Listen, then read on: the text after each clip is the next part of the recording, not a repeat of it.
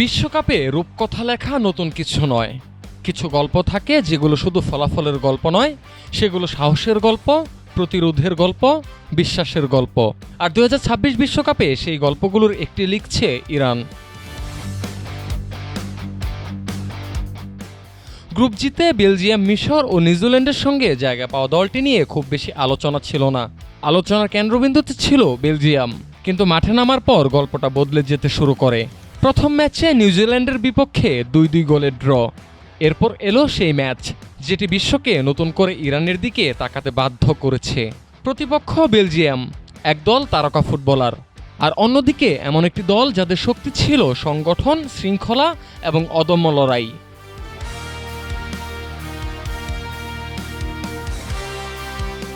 অনেকে ভেবেছিল ইরান শুধু রক্ষণে দাঁড়িয়ে থাকবে, শুধু বাস পার্ক করে কোনোভাবে 1 পয়েন্ট নেওয়ার চেষ্টা করবে।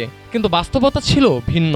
ইরান শুধু রক্ষণে আটকে থাকেনি, তারা পাল্টা আক্রমণ করেছে, তারা সুযোগ তৈরি করেছে, তারা বারবার পরীক্ষা নিয়েছে বিশ্বের অন্যতম সেরা গোলরক্ষক থিবো কোর্তোয়াকে। এক প্রান্তে কোর্তোয়া, অন্য প্রান্তে ইরানের শেষ প্রহরী। 2 গোলরক্ষকের মধ্যকার এক অসাধারণ লড়াই, যেন 2 দুর্গের 2 প্রহরী নিজেদের সাম্রাজ্য রক্ষা করছে। বেলজিয়ামের একের পর এক আক্রমণ, দূরপাল্লা শট, বক্সের ভিতরে বিপজ্জনক সুযোগ, কিন্তু ইরানের গোলরক্ষক দাঁড়িয়েছিলেন অটল প্রাচীর হয়ে। মাঝে মাঝে মনে হচ্ছিল প্রতিটি শট যেন লক্ষ্যভেদী মিসাইল, আর প্রতিটি সেভ যেন নিখুঁত প্রতিরক্ষা ব্যবস্থা।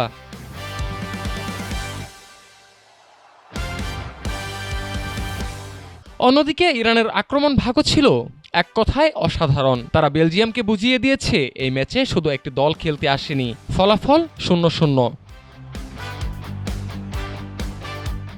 স্কোর লাইন হয়তো গোলশূন্য, কিন্তু নাটক, উত্তেজনা আর লড়াইয়ে ভরপুর একটি ম্যাচ। এমন একটি ম্যাচ যেখানে কেউ হারেনি, কিন্তু ইরান জিতে নিয়েছে কোটি ফুটবল প্রেমীর সম্মান। 2 ম্যাচ শেষে গ্রুপ জিতে ইরানের সংগ্রহ 2 পয়েন্ট। এখন তাদের সামনে রয়েছে গুরুত্বপূর্ণ শেষ ম্যাচ। নকআউট পর্বের স্বপ্ন এখনও বেঁচে আছে, আর সেই স্বপ্নকে বাঁচিয়ে রেখেছে একদল ফুটবলার যারা বারবার প্রমাণ করেছে ফুটবলে নাম নয়, বাজেট নয়, তারকা নয়, সবচেয়ে বড় শক্তি হলো বিশ্বাস। আর সেই বিশ্বাস নিয়েই ইরান মাঠে নামে। সেই বিশ্বাস নিয়ে তারা প্রতিটি আক্রমণ ঠেকায়। সেই বিশ্বাস নিয়ে তারা বড় দলের বিপক্ষে চোখে চোখ রেখে লড়াই করে।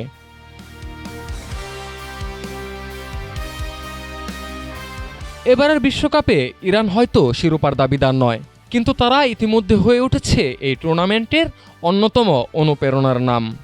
কারণ রূপকথা সবসময় ট্রফি জিতে লেখা হয় না, কখনো কখনো রূপকথা লেখা হয় সাহস দিয়ে, আর সেই সাহসের নাম আজ ইরান।